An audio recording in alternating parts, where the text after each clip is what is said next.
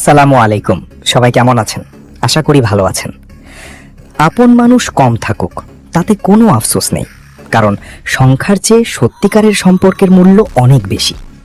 আমি ভিড় চাই না, আমি চাই অল্প কিছু মানুষ যারা প্রয়োজনে পাশে দাঁড়াবে, স্বার্থের জন্য মুখ বদলাবে না, আর পেছন থেকে আঘাত করার সাহসও পাবে না।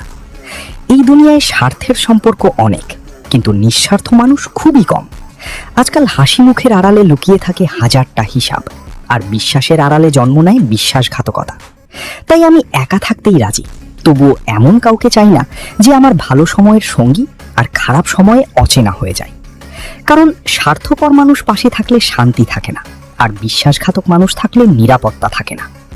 শেষ পর্যন্ত আমি এটুকুই চাই, আমার জীবনে যারা থাকবে তারা কম হোক, কিন্তু সত্যিকারের হোক, যাদের উপস্থিতিতে ভরসা পাওয়া যায় আর অনুপস্থিতিতেও যাদের উপর সন্দেহ জন্মায় না।